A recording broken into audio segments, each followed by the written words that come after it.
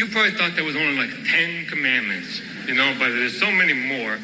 I don't know how much you know the Bible, but what happened with the Bible was Moses was the man who got the commandments. He went to the mountaintop, and God gave him these 2 tablets with all the commandments on them. He brought the tablets down to his hometown. He found the people there was like worshiping a cow or something like that. He was so mad, he threw down the tablets, he broke them. Then later on, he tried to remember what they were. And Moses, he was like old man. He was like 90 years old. He was grumpy. He had a chip on his shoulder from this cow incident.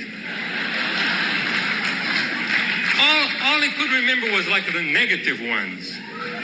Don't do this, don't do that.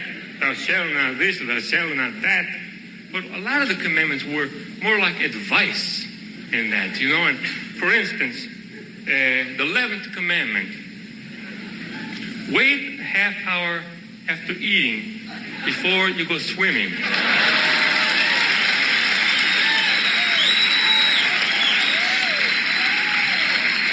You probably thought this was just something your mother told you or something, It was God. Another one, 12th, whistle while you work. You probably thought this was from Disney, stole it from God. Another, 13th commandment. This is a great one. 13th commandment says, when you use Q-tips, just go around the outside of the ears. Don't go poking in the canal. Don't poke like that.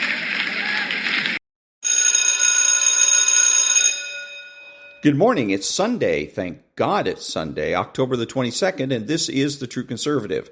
Welcome to all the butchers, bakers, and candlestick makers out there. I'm Ron, your host, and the only true conservative in the United States today. So today, after the Serenity Prayer and the patriotic song of the day, we will have rules for retrogrades, rules for patriots, no free lunch, and bishop-barron. All that and more when I come back.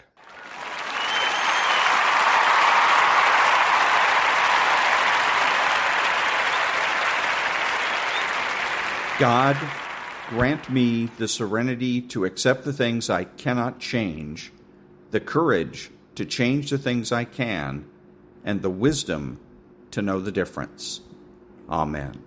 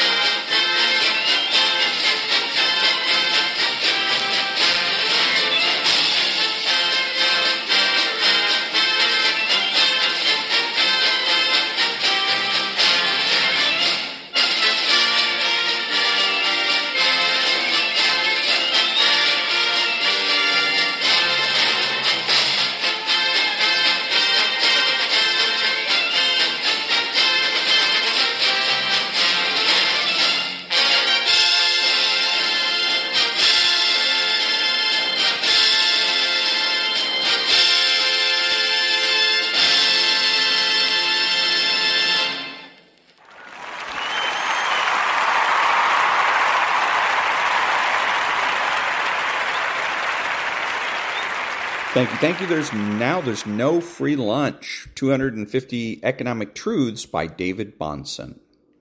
People who lack the capacity to earn a decent living need to be helped, but they will not be helped by minimum wage laws, trade union wage pressures, or other devices which seek to compel employers to pay them more than their work is worth. The more likely outcome of such regulations is that the intended beneficiaries are not employed at all. James Tobin. Fixing the price of a wage above the value of the work the wage produces results in less workers being hired and no wages being paid to the workers not hired because of this price-value distortion. This is not a partisan notion, and it never has been. And that was There's No Free Lunch by David Bahnsen. Back in a minute.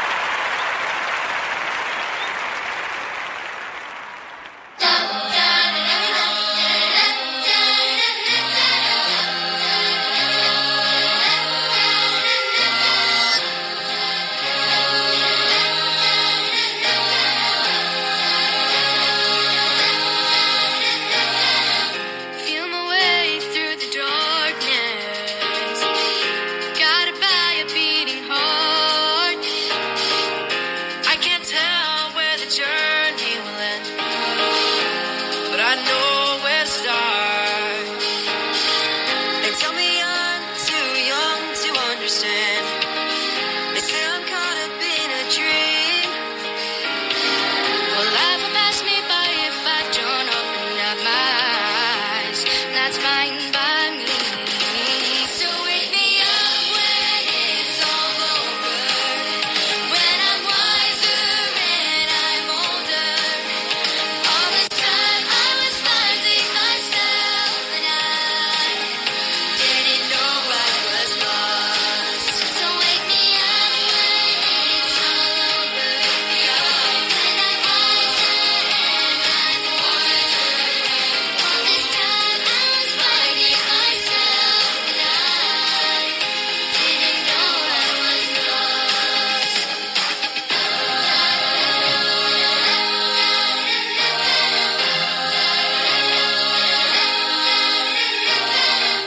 I tried carrying the weight of the world, but I only had two hands. Hope I get the chance to travel the world, but I don't have any plans. Wish that I could stay forever this young, not afraid to close my eyes. Life's a game for everyone, and love is the prize. So wake me up when it's all over, when I'm wiser and I'm older. All this time I was finding myself and I didn't know I was lost. So wake me up when it's all over, wake me up when I'm wiser and I'm older. All this time I was finding myself and I didn't know I was lost. Didn't know I was lost. Wake me up when it's over. Didn't know I was lost. When I'm wiser. Didn't know I was lost. Didn't know. So wake me up when it's over. I'm wiser and I'm older. All this time I was finding myself and I didn't know I was lost. When it's all over, when I'm wiser and I'm older. All this time I was finding myself and I didn't know I was lost.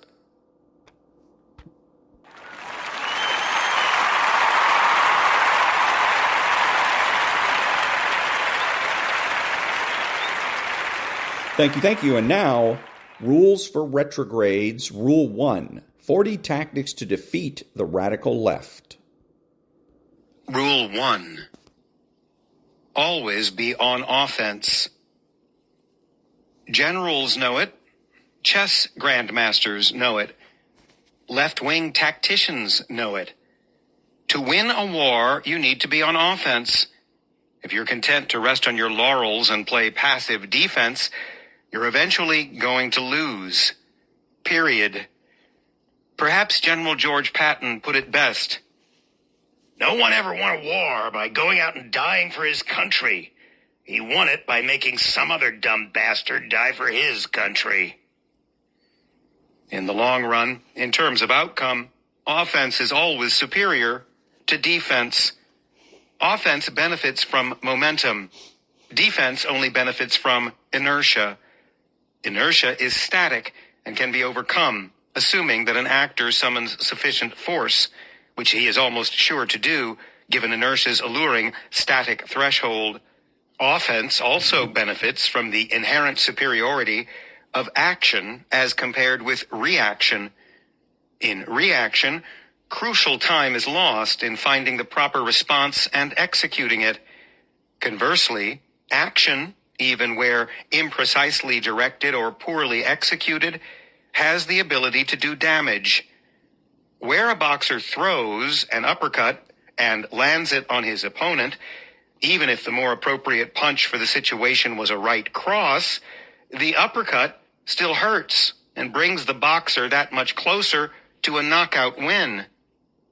Moreover, offense is effective in increments, whereas defense is only effective in terms of end results. Imagine the game of football if the offense had an infinite number of downs, as opposed to the customary 4 to score a touchdown. Eventually, the offense will score, even if it takes 200 downs. The offense may throw an end-zone-to-end zone pass and score in one play, or they may march the ball down the field with a series of choppy run plays, picking up 3 yards at a time. Either way, the offense is happy, since they get 6 points, and the defense is still dejected, since they're now losing the game. When you're on offense, you set the pace. If you remain on offense, you will, given sufficient time, accomplish your objectives. It takes a dedicated effort to wrench the initiative away from an attacking opponent and put him on his heels, since humans don't possess the instinct to meet aggression with aggression. When a boxer is on the receiving end of a flurry of punches, he has the instinctive reaction to step back, put his eyes down, raise his guard, and cover up. However, to succeed at the highest levels, fighters need to learn to counterpunch, seizing the initiative by force. It's the same in the culture wars and politics. This is why Rahm Emanuel infamously admonished fellow radicals, "You never want a serious crisis to go to waste. And what I mean by that is it's an opportunity to do things that you think you could not before." What Rahm was really saying is that liberals must weaponize current events so that the events redound to progressives' benefit. He's saying to seize the initiative by force and batter your opponent with an unending salvo of diverse shots. He's saying to use the environment to your advantage, to enable an attack. Tactically, he's spot on. So we retrogrades need to take back the initiative. We need to make a concerted effort to go on offense. After the next mass shooting, don't passively defend against the leftist media's mechanical, choreographed calls for common sense gun legislation by pointing out that the proposed laws would do little to curb violence. Instead, put leftists on their heels by organizing a coordinated media blitz wherein commentators are instructed to hammer home the point that crime rates are comparatively lower in regions where gun ownership is higher. Go on the offensive by challenging network hosts with questions like, why are you against gun ownership when all the data suggests that it deters mass shootings? And why do you promote feminism and single motherhood when you know that the overwhelming majority of mass shootings are carried out by bitter, fatherless young men? If we want to end mass shootings, we should encourage more people to carry firearms so that they can defend themselves. Organize a drive to subsidize guns for citizens in dangerous neighborhoods. It's the same thing with abortion. When the pro-abortion lobby asks, why do you want to hurt women by depriving them of the right to choose? Don't give the usual pusillanimous, asinine, conservative answer of, I want to help women by showing them that choosing life is always the best option. Instead, ask the smug leftist why he's fine with hurting girls in utero by allowing their mothers to have them dismembered and sucked from the womb or boiled alive in saline solution. Don't let radicals take up the mantle of being pro-woman. Show how leftists hate women, as demonstrated by their indifference toward the millions of baby girls being slaughtered by mothers who are literal infanticidists. If we want to win the culture wars, we have to craft the narrative ourselves. To content ourselves with passively responding to the left's cherry-picked and farcical narrative is suicidal. Train yourself to attack, work up your courage, and seize the day. And that was Rules for Retrogrades, Rule 1 from Rules for Retrogrades, 40 Tactics to Defeat the Radical Left by Timothy and David Gordon. Back in a minute.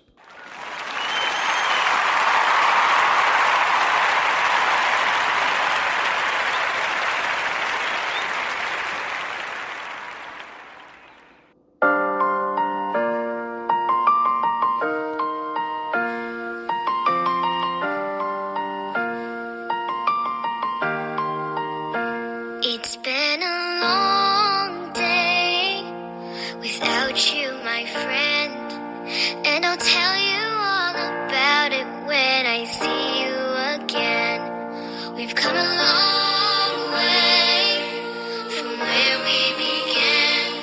Oh, I'll tell you all about it when I see you again. When I see you again. Dang, who knew?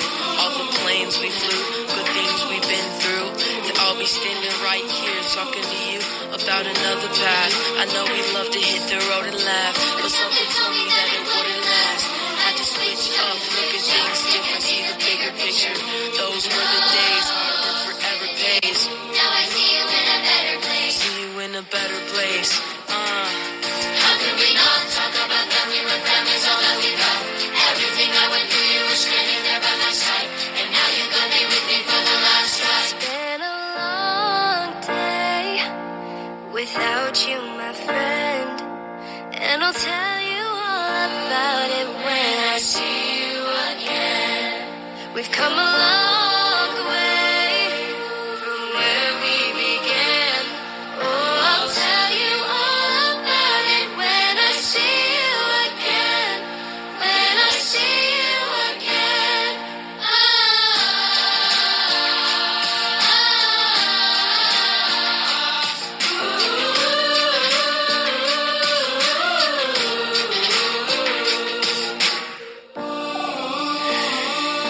Let's you both go watch your way, and the vibe is feeling stronger. What's small turn to a friendship, and friendship turn to a bond, and the bond will never be broken, and love will never get lost. And when brotherhood comes, crossing the line will never be crossed. Established it on our own when that line had to be drawn, and that line is what we need. So remember me when I'm gone. When I'm gone, When I'm gone. How could we not talk about family when family's all that we got? Everything I went through, you were standing there by my side, and now you could be with me for the last time. Let the light guide your way. Yeah. Hold every memory as you go. And every road you take will always lead you home.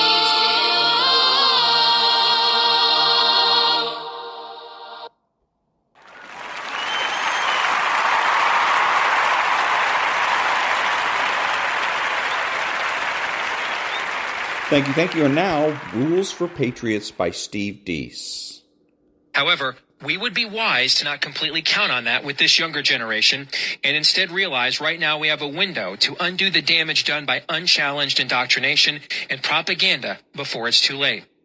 And we won't be able to undo that damage if we can't deconstruct the left's arguments. The best way to perform precision deconstruction is by asking questions.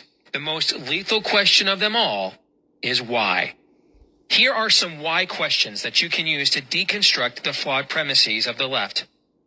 Has anybody ever gotten a job from a poor person? See, all of my jobs came from rich people. So if you say you want to create more jobs, then why would you use government to punitively punish the only people capable of creating them?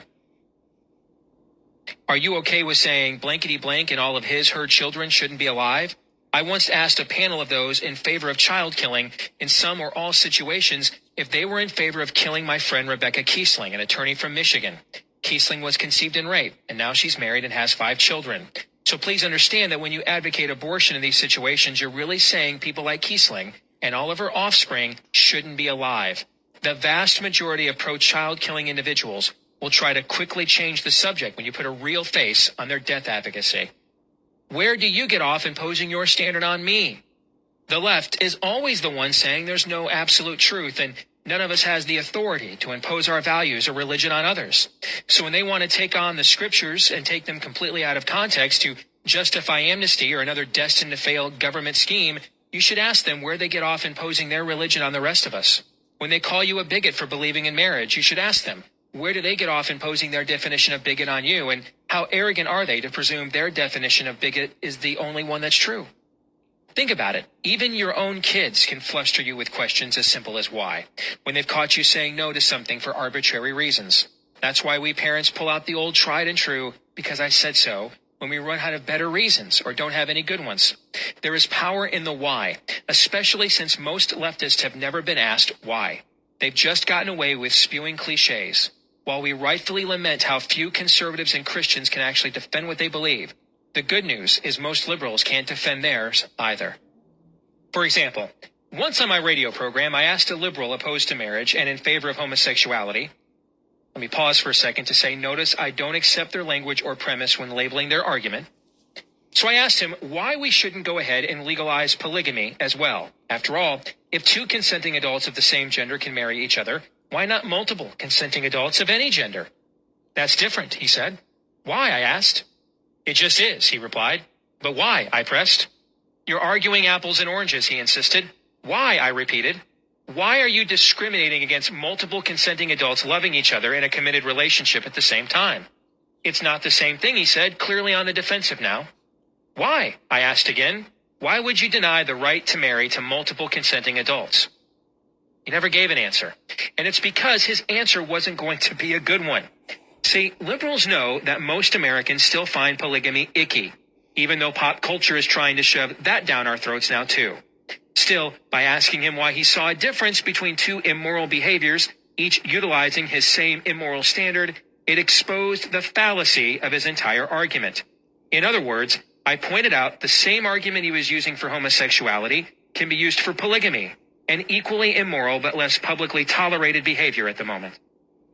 The questioning connected the two, and then pointed out that once you strip away all the emotional manipulation and jamming and look at it reasonably and critically, you're really talking about the same immoral and flawed premise Western civilization has been rejecting for centuries.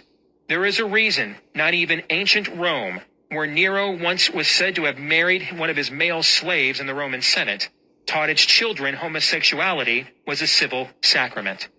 Critically thinking people, even immoral pagan ones, reject perpetuating behaviors that work against the perpetuation of their own species.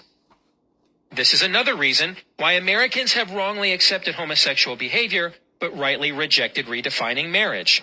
We have allowed the left to create two separate arguments here, when really they're the same argument. The only reason to stop homosexuals from obtaining a marriage license is because their behavior is immoral. If the behavior is not immoral, then we are practicing discrimination. The only valid reason to practice discrimination in the Judeo-Christian and American traditions is because someone has violated the agreed-upon moral code and is thus deserving of being discriminated against. Like when we discriminate against felons by denying them their civil rights, and we put them in prison for their immoral acts.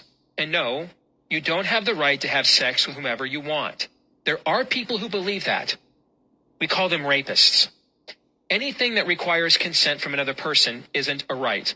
In our system, rights are either God-given or guaranteed by the Constitution's limit on government power, like in the Bill of Rights. There is no right to homosexual sex in the U.S. Constitution. In fact, call up the Constitution on your computer, do a word search for homosexual or same-sex, and you'll get 0 results. This is all just made-up psychobabble by those who oppose everything America is supposed to stand for, all the way down to our own families and the way we perpetuate ourselves. See what asking why opens the door to? When you ask someone whose entire worldview is predicated on subjective emotion and has no defined moral standard why, you expose their lack of critical thinking as well as the lack of a moral and logical basis for what they believe. Most Americans, regardless of party affiliation, will reject that level of magical thinking on sight, because while they may not be living out my utmost for his highest in their daily lives, they're probably not living out Caligula or Jerry Springer either. But the trick here is getting the liberals there. Why is the rub that lets the genie out of that bottle? And once the genie is out, the liberal can't put him back in. This also works on Republicrats and GOP establishment types. In 2011, this also works on Republicrats and GOP establishment types. In 2011, I did a radio interview with 2 Republicrats who claim to be fiscal conservatives but think states' rights trumps inalienable rights. I told them governments don't have rights, only individuals do. But I agreed with them that all jurisdiction resides with the states when the Constitution does not specifically grant it to the federal government. However, I also believe no government of any jurisdiction has the right to do that which God says is wrong. But they disagreed. Why do you think that? I asked. One of the hosts, who clearly had the entire Republican talking point memo memorized, came back with, I just think each state can do whatever it wants. And if one state wants abortion and you're not in favor of it, then move to a state that doesn't have it. So you want 50 different definitions of what a human life is, I asked. If that happens, so be it, he responded. I've got to wonder if you've ever read the Constitution, I replied, because it includes a faith and full credit clause that demands each state recognize the other's legislation and public records. So what happens when two dudes get married in a state where it's legal and then move to another state where it's not? They decide to get divorced in the state they now live, which doesn't accept their definition of marriage. So the dudes sue that state in federal court under the faith and full credit clause of the Constitution, which may provide a judge a chance to make every state have to accept a new definition of marriage. You just said you didn't want one moral standard imposed from the feds on all the states, and now your solution would do exactly that. Then I moved in for the kill. Not to mention, you'd like 50 different definitions of what a life is. So some states would kill babies, and other states would not. How does an unborn baby killed in one state move to access his right to life in another? There once was a group of Americans who thought the same as you, who thought despite what the Fifth Amendment to the U.S. Constitution says, each state could decide for itself what a human life is, and devalue it if they want to. Maybe you heard of them. They were called Confederates. Congratulations. You think you've latched on to some new exciting idea, but it was already rejected in this country over 150 years ago. Let's just say the interview didn't last very long after that. If America's culture war was like a trial, we would be the only ones being cross-examined. We get called to the witness stand and perpetually peppered with skeptical and hostile questioning from the other side's counsel. I'm not complaining about that because that's fair game. But what's not fair is that the other side rarely, if ever, faces the same. Some of that is the dreaded media bias double standard we're all aware of and complain about constantly. But a lot of times, that's our own fault as well. Why do we always feel the need to respond to every red herring disguised as a question from the other side? Why do we always feel compelled to accept and entertain all their flawed premises? Why don't we ever respond to their provocative questions with provocative questions of our own? Most of our fellow Americans know why the left dislikes our belief system. But on the other hand, they don't really know what the left wants to do instead. In today's world of new technologies and social media, making it easier than ever to get our message out, we have no one to blame for that but ourselves. There is power in the why. Why don't we ask the other side of the debate why more often? Why don't we make them defend their belief system at least as much as we have to defend our own? We won't win until we do. And that was Chapter 11 of Rules for Patriots, How Conservatives Can Win Again by Steve Deese. And the reason that we don't ask why is we're put on defensive. And the reason we're put on defensive is because the left is clever enough or shrewd enough or perhaps cunning enough to use trigger words. Okay, so they'll use words like racism or racist or misogynist or whatever, words that compel somebody to respond to it, that automatically puts you on the defensive. You can't just ignore when somebody is hinting or suggesting that you might be a racist. You can't just ignore that and walk away without the fear that you're going to lead people to believe that you agree with that statement. So automatically you're on the defensive. That's why, like I said, is that if somebody calls me, I like using the left's tactics against them. I had somebody on Facebook that tried to suggest I was racist, and I asked them, what race do you think I am anyway? And that shut them up for good. Back in a minute.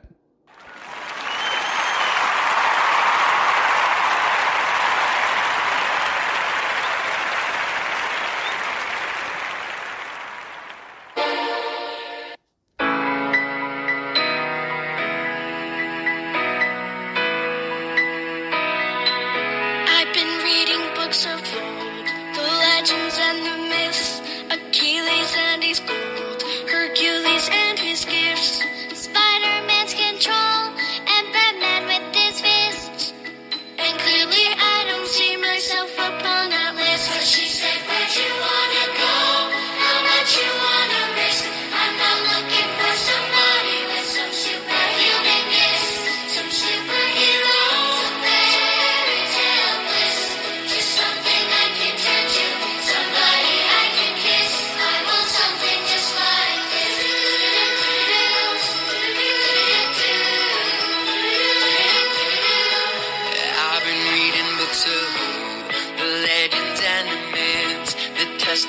they told the moon and its eclipse. And Superman rolls a suit before he lifts.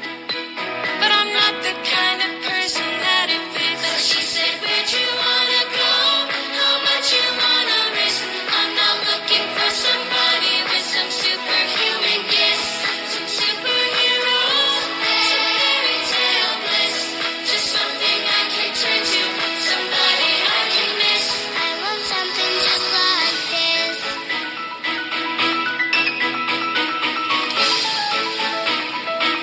Oh, I want something just like this.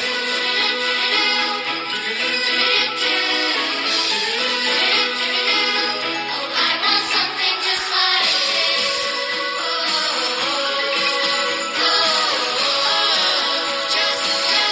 I want something just like this.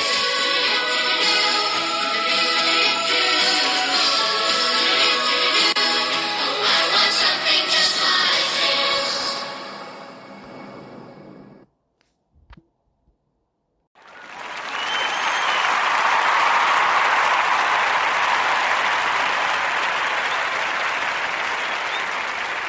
Thank you. And now, Bishop Robert Barron.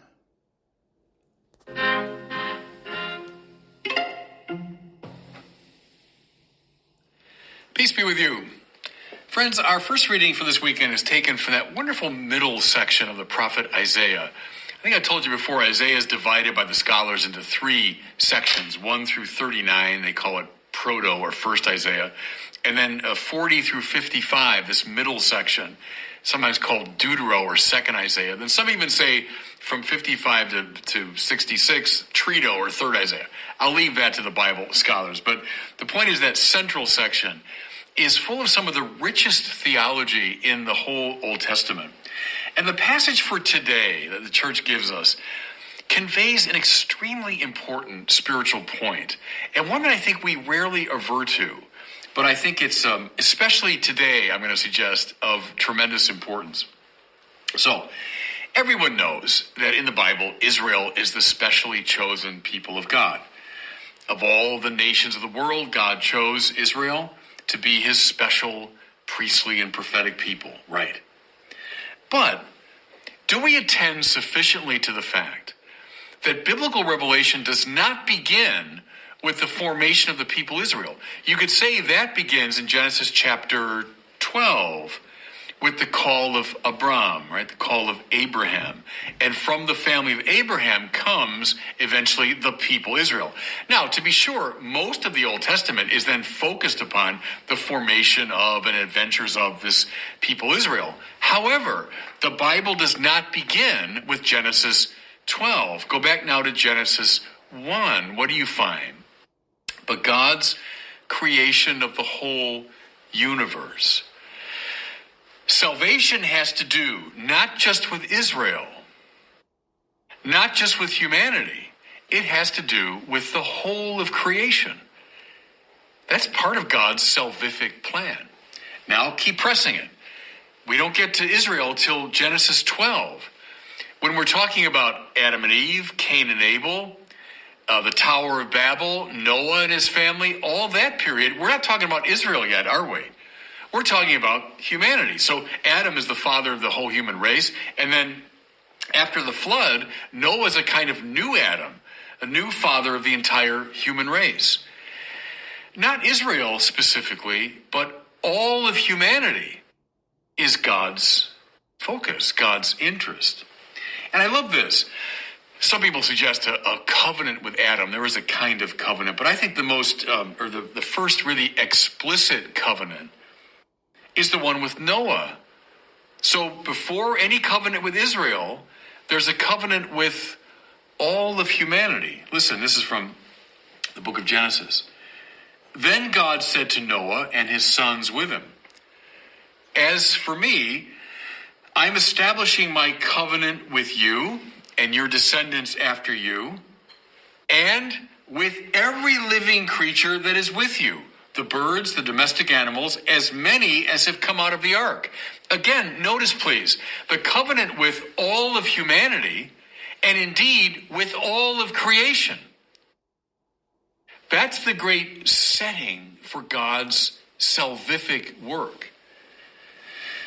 Now, he does indeed choose the people Israel, beginning with Abraham. How come? So that they might be set apart from everybody else as God's unique focus of attention, so that they might be singled out of everyone to be saved? Well, no.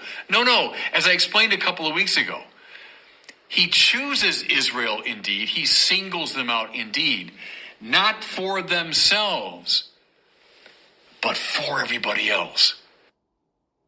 He chooses Israel for the rest of humanity. And may I press it, he chooses Israel for the whole world.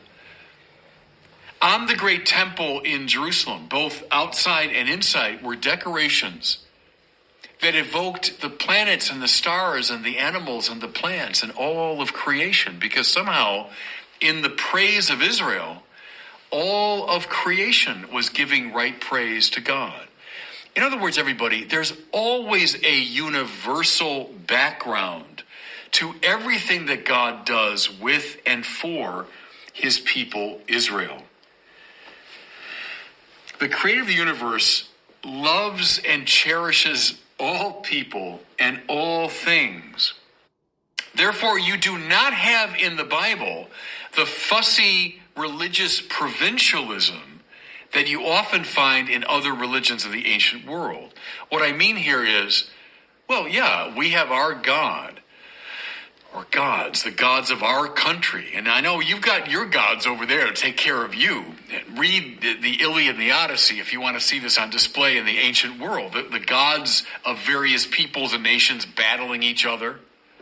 You see overtones of that sometimes as background in the Bible. But what's interesting is the God who reveals himself is not a God uniquely of this place or this time or this people, but rather the creator God of the whole universe. Israel's chosen, yes, but not in a fussy provincial way. The God of Israel is the God of all people and of all things. That relationship, that dynamic, it's most important not to forget as we move through the Bible. Now, why am I talking about this principle? Well, because of this extraordinary passage we have today. It's from chapter 45 of the prophet Isaiah. Get your Bibles at some point today and look up Isaiah chapter 45, and you'll find this passage dealing with a man named Cyrus. Now, who was Cyrus? Cyrus was the king of Persia. Now, let me just give you a little background.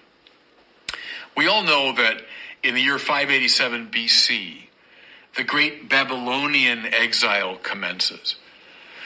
So the Babylonians came, they conquered Judea, that's the country around Jerusalem. They lay siege to the capital of Jerusalem. Eventually they destroy the city. They burn down the temple. They take the best and brightest of Judea and they carry them off now into exile. It was probably the most traumatic event in the history of Israel.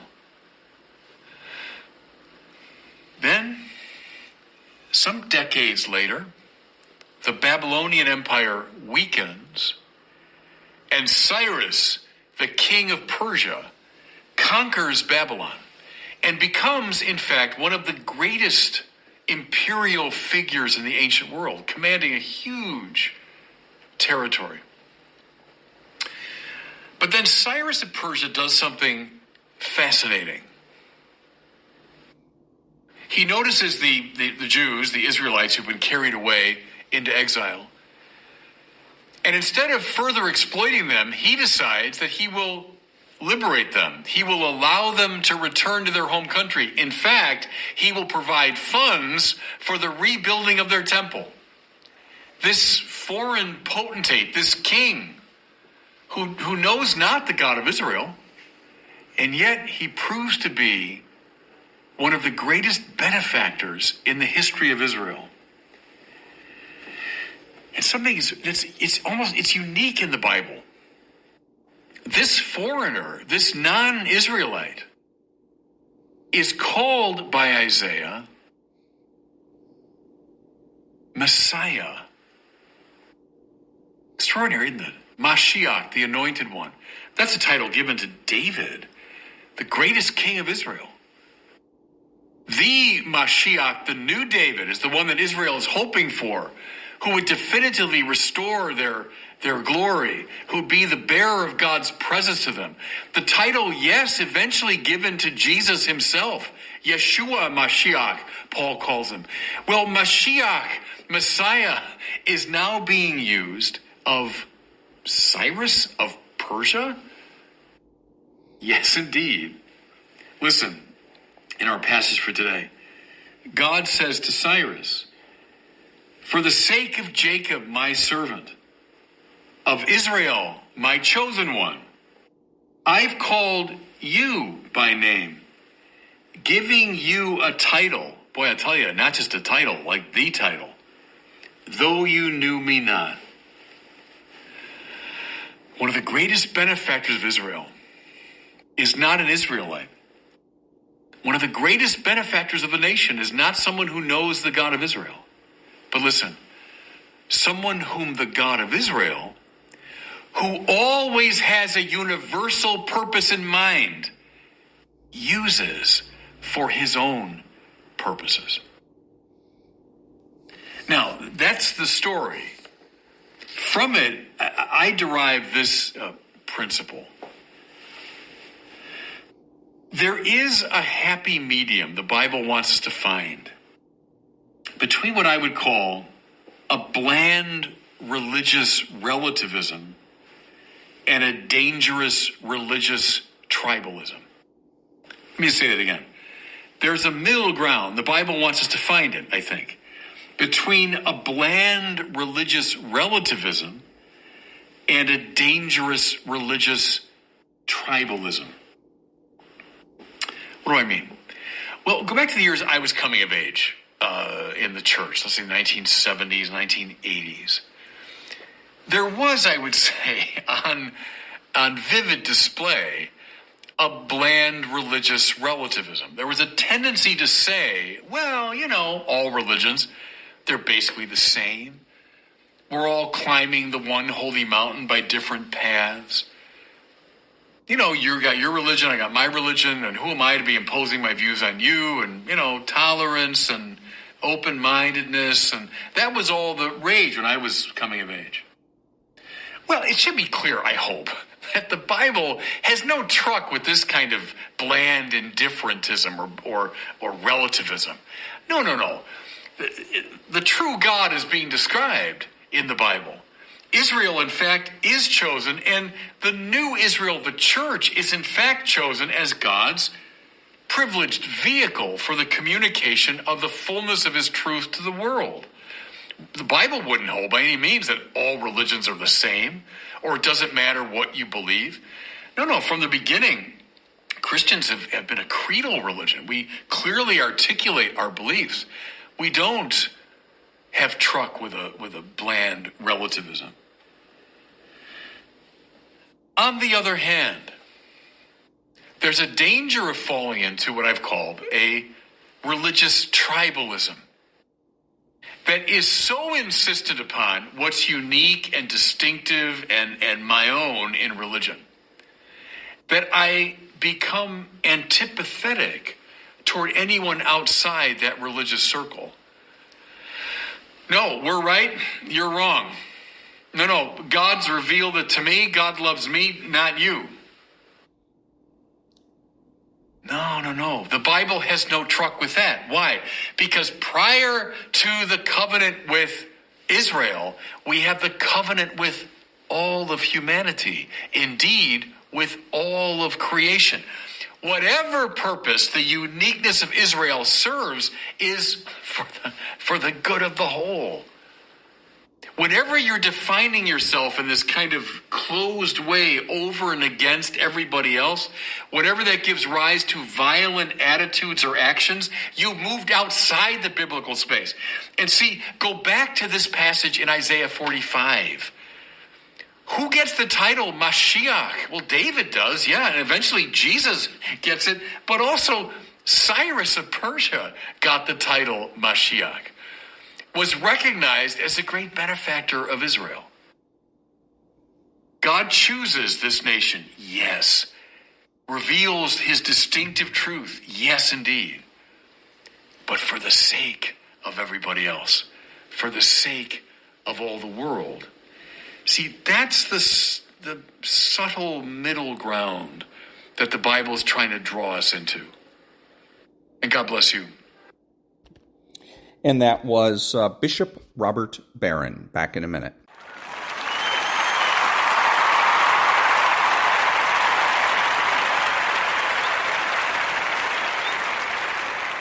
Of the program with the discussion as it has unfolded.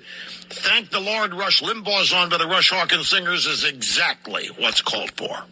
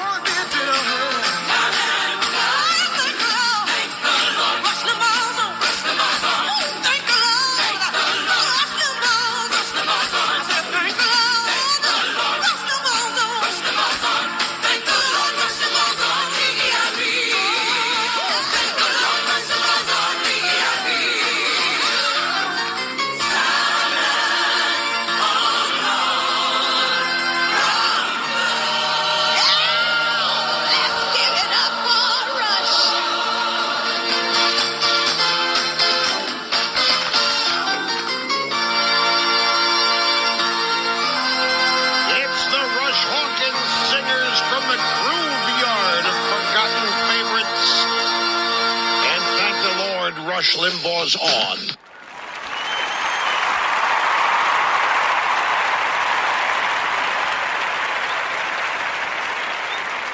Thank you. This is Ron, your host, the only true conservative in the United States. Today, bidding adios to all the butchers, bakers, and candlestick makers out there, and reminding you to be honest, smart, and beautiful, and remember that the left has no authority, no power, and they can't win.